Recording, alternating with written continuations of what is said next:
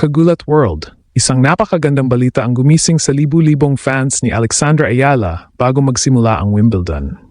Sa mga pinakabagong kuha mula sa kanyang training sessions sa All England Club, isang detalye ang agad napansin ng maraming tennis fans. Wala na ang mga bandages na nakita sa kanyang nakaraang mga torneo. Ang simpleng pagbabagong ito ay nagbigay ng malaking kumpiyansa sa kanyang mga taga-suporta na handa na siyang lumaban sa pinakamalaking grass court tournament sa mundo. Matapos ang sunod-sunod na laban sa grass season, kabilang ang kanyang malalim na kampanya sa Berlin at paghahanda sa Bad Homburg, natural lamang na nagkaroon ng pagod ang kanyang katawan. Ngunit sa kanyang pagdating sa London, nagkaroon siya ng isang araw na pahinga bago bumalik sa 2 oras na matinding ensayo sa damuhan ng Wimbledon. Sa mga larawang inilabas at ulat mula sa kanyang practice sessions, kapansin-pansing malaya ang kanyang kilos, mabilis ang footwork, at walang nakikitang bandages sa kanyang mga braso o binti.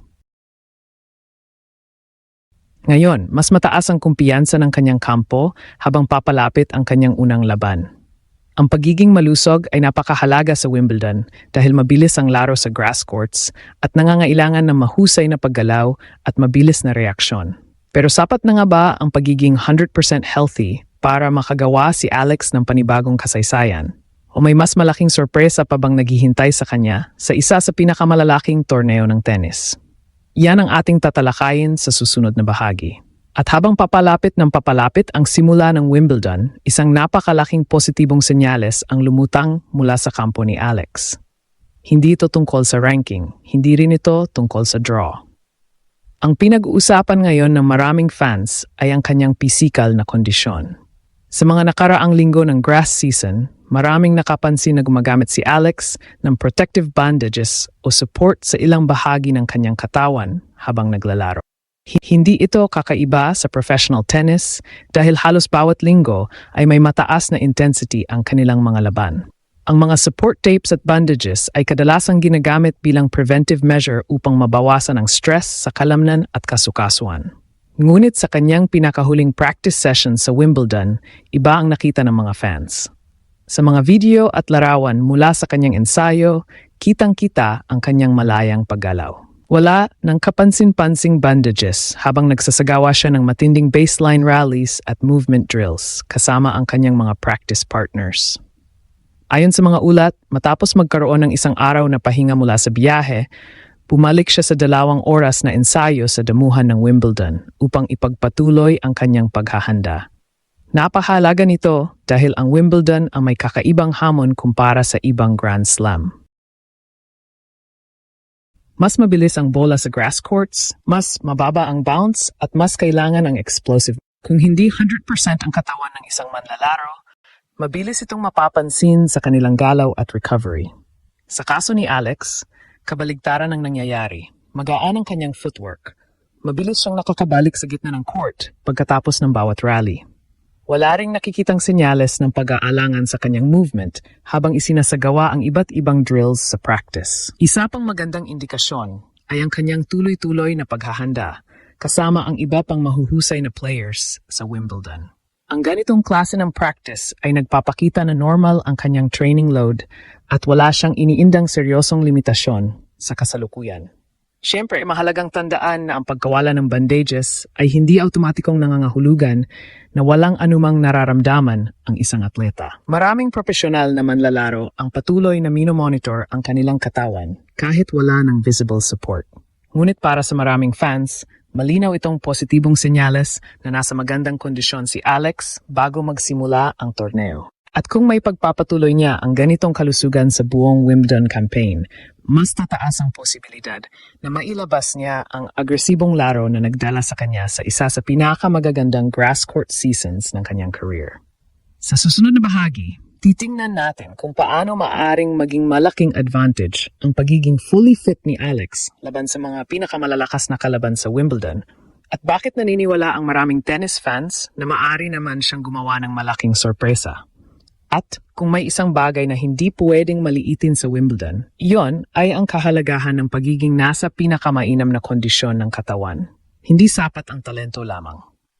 Hindi rin sapat ang malakas na forehand o solidong backhand.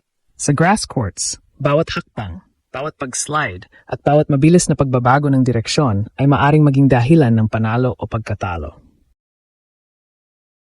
Dito ngayon pumapasok ang pinakamalaking magandang balita para kay Alex. Batay sa kanyang mga pinakahuling practice sessions, makikita ang isang manlalarong kumpiyansa ang galaw.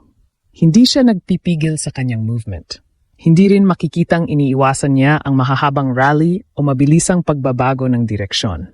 Ang mga ito ay mahalagang indikasyon na handa siyang harapin ang pisikal na hamon ng Wimbledon. Isa rin sa pinakamalaking armas ni Alex ngayong season ay ang kanyang malaking pag-improve sa grass courts. Noong mga nakaraang taon, hindi ito ang surface na madalas na inuugnay sa kanyang laro. Ngunit nitong 2026, ipinakita niyang kaya niyang makipagsabayan sa ilan sa pinakamahusay na manlalaro sa mundo sa damuhan.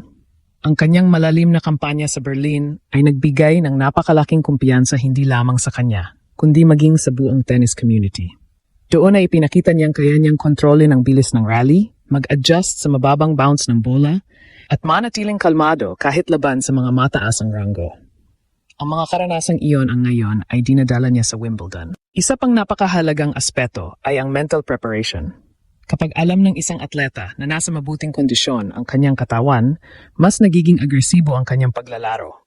Hindi siya nagdadalawang isip na habulin ang mahihirap na bola. Mas nagiging kumpiyansa siyang umatake sa net. Mas mabilis din siyang nakakabawi matapos ang bawat puntos. Ito ang klase ng kumpiyansa na maaring maging malaking kaibahan sa mga dikit na laban. Gayunpaman, hindi pa rin magiging madali ang kanyang kampanya. Sa Wimbledon, halos bawat kalaban ay may kakayahang maglaro ng napakataas ang antas. Isang maliit na pagkakamali lamang ay maaring magbago ng takbo ng isang set. Kaya naman mahalaga na mapanatili ni Alex ang parehong physical at mental na kondisyon mula unang round hanggang sa mga susunod na laban. Ang magandang balita ay nasa tamang direksyon ang lahat ng kanyang paghahanda. Mula sa maayos na recovery, tuloy-tuloy na practice sessions, hanggang sa pagiging malaya sa nakikitang protective bandages, lumalabas na maingat na pinaplano ng kanyang koponan ang bawat detalye upang makarating siya sa Wimbledon sa pinakamahusay na kondisyon. Ngayon, ang tanong ng maraming Pilipino ay hindi na kung handa ba si Alex. Ang mas malaking tanong ay ito, hanggang saan ang kaya niyang marating sa pagkakataong ito? Kung may pagpapatuloy niya ang ipinakitang kumpiyansa sa practice court at may sasali nito sa aktual na laban, posible naman nating masaksihan ang panibagong makasaysayang kampanya mula sa batang Filipina star. Sa susunod at huling bahagi, pag-uusapan natin kung bakit naniniwala ang maraming international tennis observers na maaring maging isa si Alex sa pinakamapanganib na dark horse ng Wimbledon ngayong taon at kung anong klaseng legacy ang maaari niyang simulan sa torneo.